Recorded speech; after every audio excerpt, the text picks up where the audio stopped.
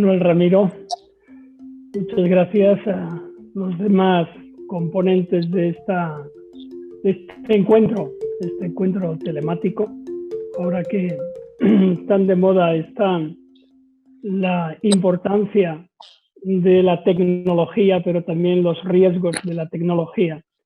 Y si es importante a nivel global, mucho más la región a la que nos estamos dirigiendo, el Valle del Cauca, que bien conozco y que en estos días de complicación, para mí, ha estado muy presente.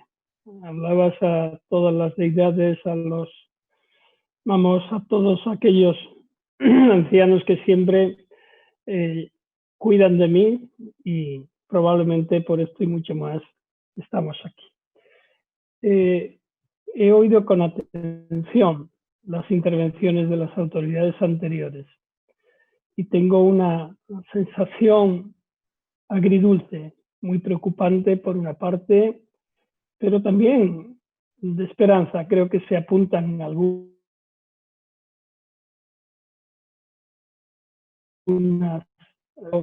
una fortaleza impresionante en los planteamientos, los que con firmeza se van a desarrollar y se están desarrollando, sufriendo las consecuencias. Y en este punto, mi solidaridad, mi sentimiento y apoyo a las víctimas que han perdido la vida y que siguen en riesgo.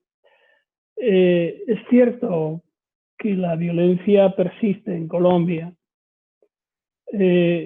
¿Por qué? Pues porque muchos, cuando debieran aportar y consolidar la paz, hicieron trampas, hacen trampas.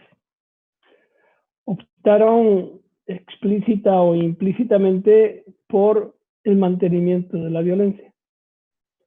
Mantener la violencia o la violencia en sí fue su opción y es un modus vivendi de muchos. Son estos parásitos de la sociedad que se niegan a pasar página, que quieren vivir en una especie de magma de violencia, o que la violencia genera porque se nutren de ella. Dicen actuar en favor, en pro de la libertad, de la igualdad o de otros valores, y realmente lo que hacen es suprimirlos, eliminarlos, precisamente a través de la violencia.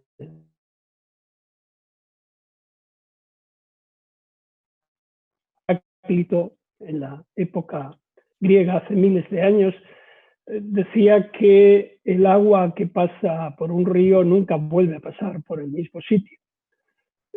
Por tanto, tampoco se va a volver a reproducir un proceso de paz como el que se ha vivido en Colombia y como lo que se está desarrollando como consecuencia de ese proceso de paz. Sin duda, Enrique Santiago, que fue uno de los actores principales en ese proceso, nos va a iluminar mucho más de lo que yo pueda decir. Pero tampoco se va a producir, lo habéis dicho antes, un regreso a la violencia, a la misma violencia. Va a ser, o está siendo, otra distinta, otras formas de violencia, partiendo siempre de que la violencia es ese camino sin retorno que para muchos, sean guerrilleros o sea el propio Estado, constituye. En un proceso de violencia, en una violencia sostenida, todos perdemos, nadie gana, ni siquiera los que están o apuestan por esa violencia, ni siquiera los que se enriquecen con la misma. Al final, todos perdemos. Vivimos en unos tiempos complejos. La pandemia, los efectos y consecuencias de una pandemia que ni respeta la violencia, ni respeta a quienes son víctimas o victimarios, aunque evidentemente los impactos son diferentes. Pero hay otras pandemias que son persistentes y dañinas. La de la violencia que hoy nos reúne aquí y la guerra son dos de ellas. Ayer, creo que fue ayer, el ELN anunció que vuelve a las armas después del alto el fuego autoproclamado por consecuencia del COVID, del coronavirus. Por su parte, el presidente de la Comisión de la Verdad, el padre de Rouge, exhorta en un comunicado para que desistan de esa voluntad manifestada de volver a la violencia, y también se dirige al Estado para que atienda la voz de los que optamos por la paz. La cuestión es decir, si el COVID consiguió esa paralización temporal, ¿cómo no somos capaces de prolongarla, conseguirla, para que quienes siempre sufren las consecuencias no las vuelvan a sufrir? Es decir, las víctimas. Creo que en la mente de los grupos de violencia, por mucho que digan que su lucha es por la igualdad, etcétera, incluso el propio Estado no están las víctimas. Las posibilidades que abre el gobierno a la negociación, a otros posibles contactos con grupos relacionados con el narcotráfico, salida negociada, son ciertamente arriesgadas, pero por lo menos ofertan una opción hacia la paz. Frente al resurgimiento de la violencia, por tanto, yo afirmo que lo que se impone es un fortalecimiento de la paz. Es una puesta en acción de todos los mecanismos para ello, desde la sociedad civil. No sé, creo que se perdió la conexión. No sé si se me oye. Sí, ahora, vale. Yo te oigo, sí. Vale, decía que frente al... Otra vez, Dios. Yo te oigo, Baltasar, ¿eh? Ok, es que parecía que se me había ido la imagen. Frente al resurgimiento de la violencia, decía, se impone el fortalecimiento de la paz y la puesta en acción de todos los mecanismos para conseguirlo por parte de la sociedad civil. Las comunidades afros, campesinos, comunidades indígenas, todos los sectores productivos, sociales y políticos. Y especialmente hay que acabar con la vulnerabilidad de los defensores, de las defensoras de derechos humanos. Quienes apuestan por la guerra, por la violencia, vivirán siempre, lo decía antes, en la violencia, porque frente a ella, aun cuando en sus orígenes fueran razonables sus causas, el Estado, sea cual fuere el sesgo político del Estado, de quienes representan al Estado, de quienes ostentan una presidencia o el gobierno, jamás va a dejar de ejercer su propia violencia. No puede, no puede, ni constitucionalmente, ni por otras razones obvias. De modo que el dolor en uno y otro caso se va a seguir infiriendo a las víctimas. Es difícil, por tanto, y esto es lo que no acaban de entender quienes se acogen o viven en esa violencia, más allá de aquellos que se nutren de la misma como modus vivendi, insisto, es difícil asumir que alguien piense que con el ejercicio de la violencia en un país como Colombia se va a obtener algo positivo. Es mucho más probable que con los esfuerzos por la paz se generen esos brotes verdes que sí pueden dar una solución a todo. Por eso pienso que la actual pandemia nos ha advertido y mucho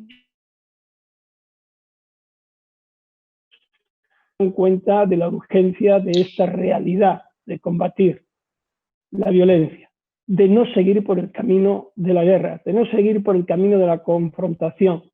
No sé quién tendría que hacerles comprender What the fuck are you talking about? A los actores Concha de tu madre. Armados que esto no va a ser así. Debemos cambiar nuestras voluntades y abandonar la intransigencia de nuestros postulados. Debemos, por tanto, resignificar nuestras vidas y orientarlas hacia la consecución de una paz justa y sostenible.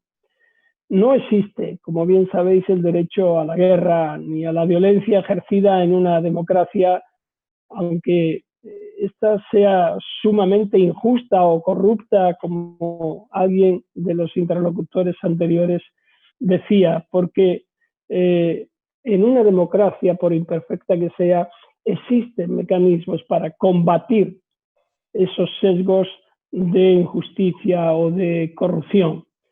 Pero sí existe un derecho a la paz, un derecho humano a la paz o al medio ambiente. Estamos hablando del Valle del Cauca, donde la energía de la tierra, lo que surge de ella y esa cosmovisión específica es algo fundamental. Integra el patrimonio común de toda la humanidad. Ya sabéis, el artículo 28 de la Declaración Universal de los Derechos Humanos es muy claro. Leo textualmente, dice: toda persona tiene derecho a que se establezca un orden social e internacional en el que los derechos y libertades proclamados en esta declaración se hagan plenamente efectivos. Es decir, este derecho, como otros de similar naturaleza que algunos llaman de tercera generación, está en la base para la obtención y consolidación de los demás. El derecho a la paz y su garantía, es importante destacar que no es solo misión del Estado, de las instituciones del Estado, sino también de todos y cada uno de los que integramos el Estado y de la propia comunidad internacional. Por eso estamos aquí, no para aportar nuestra ciencia, sino para pensar en común, porque nos afecta, porque aunque parezca que el conflicto, que la violencia en Colombia es algo lejano, por el contrario es algo sumamente próximo y nos puede afectar a todos. Vemos cómo nos está afectando a todos esta pandemia. El quebrantamiento, por tanto, debe sancionarse con energía. La irresponsabilidad de quienes optan por la violencia no puede quedar impune. Debe de ser sancionada con vehemencia. Para empezar a hablar, la protección de las víctimas es un prius, es algo absolutamente imprescindible. la protección de quienes son defensores de esas víctimas, de los derechos humanos, de cada una de ellas, de todos en general, el abandono, la desprotección de los defensores de derechos humanos es uno de los mayores atentados porque dejan desprotegida cualquier posibilidad de una paz justa y sostenible. Si el Estado no es capaz de defender, si las instituciones no son capaces de defender a quienes defienden a la sociedad y los derechos humanos, estamos condenados al fracaso. El 21 de enero de 2020, el Tribunal Superior el Tribunal de Bogotá, en funciones de juez constitucional, decidió una serie de medidas importantes para peticionarios que habían deducido una acción de tutela y venía a decir que la falta de protección de los defensores de derechos humanos es inconstitucional, está fuera de la Constitución, y que las autoridades vinculadas al proceso de paz debían de dar protección a los líderes, a las lideresas sociales, con observación del derecho internacional y el ordenamiento jurídico interno colombiano. A pesar de la aparente contundencia, no incidió demasiado y por eso los demandantes han recurrido a la Corte Suprema. Pero tengamos en cuenta la importancia de que una institución, la judicial del Estado, nos dice que no estamos haciendo algo bien, que estamos desamparando a quienes deberíamos de proteger más. Por tanto, sin perjuicio de que las acciones contra quienes desde la ilegalidad actúen con violencia, tópico esencial y previo, que es la protección de quienes deben de estarlo por ser más vulnerables. Es constatable también la incidencia contra la paz a través de cuando se focaliza en la agresión a los defensores y defensoras de derechos humanos. ¿Por qué? Porque focalizar en ellos, porque justificar los ataques contra los mismos es muy fácil y es muy efectivo. Descabezan a quienes desde la solidaridad protegen a los que están en la base, a las víctimas o potenciales víctimas. De modo de que si se ataca a este nivel a quienes más comprometidos están en esta defensa, se consigue evidentemente una mayor efectividad. Por tanto, insisto, hay que dar una prioridad absoluta a la defensa de los mismos. Es evidente que la mayoría de los ciudadanos no desean la guerra en ningún país, pero creen que es imposible evitarla. Este sentimiento debe desaparecer. La paz comienza en nosotros y con nosotros mismos. Por los ámbitos más simples, por ascendiendo hasta los más complejos.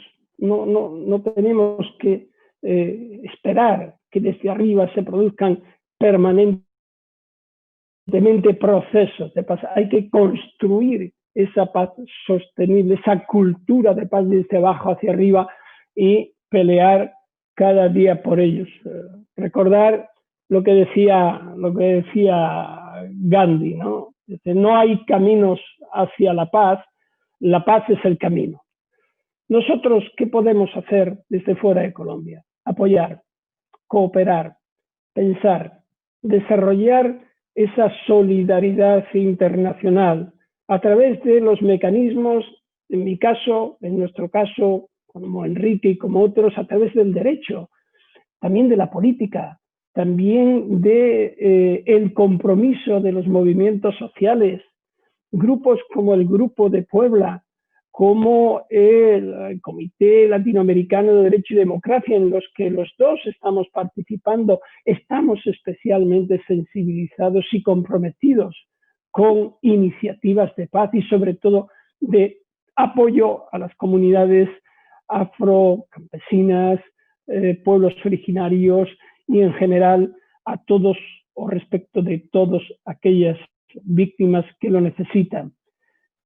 Antes alguien hacía referencia, y termino con esto, perdón por la extensión, hacía referencia a Eduardo Galeano. Y yo me acordaba de una conferencia que mi querido amigo Eduardo Galeano y Fernando y el argentino Fernando Birri mantenían o mantuvieron en una de las universidades, la Universidad de Cartagena de Indias. Y allí se pronunció por parte de Fernando Birri una frase, un pensamiento que siempre se le ha adjudicado a Galeano. Y Eduardo, honestamente, como no podía ser de otra forma, esa fuerza arrolladora que tenía con su palabra, con su pensamiento, dijo, contó esa anécdota diciendo, ustedes Internet me la adjudica a mí, pero no fue así. Y contó la siguiente sucesión de hechos. Al final de esa conferencia, en el turno de preguntas, un asistente, un universitario, preguntó a los dos contertulios y exactamente les dijo, ¿qué es para ustedes la utopía? Y Fernando Birri se quedó pensando, porque yo creo que Eduardo renunció a contestar. Él mismo reconoció que no había oído nunca mejor definición de la utopía que la que Fernando Birri dijo en ese momento. Dijo, esa es una pregunta que me hago permanentemente, que me hago todos los días. ¿Para qué sirve la utopía? Y decía, la utopía está en el horizonte, en la línea del horizonte. Caminas 10 metros y se aleja 10 metros. Caminas 100 pasos y se aleja 100 pasos. Siempre caminas y se retira. Por tanto, ¿qué es la utopía? Y concluía diciendo, la utopía es el camino que tenemos que llevar hacia la esperanza, hacia esa necesidad de seguir caminando, en este caso, para obtener la paz. De modo que sean tiempos de transición, sean hacia algo diferente, sea una nueva violencia la que se está gestando, no podemos dejar de caminar hacia la paz. ¿Cómo? Hay forma de hacerlo. Sobre todo hay compromiso, necesidad de apoyo, de solidaridad. Las medidas se pueden generar y desde luego desde la base combatir la desigualdad es algo fundamental. Generar los espacios creíbles desde las instituciones para que se queden sin argumentos aquellos que hacen de la ilegalidad un modus vivendi. Muchísimas gracias.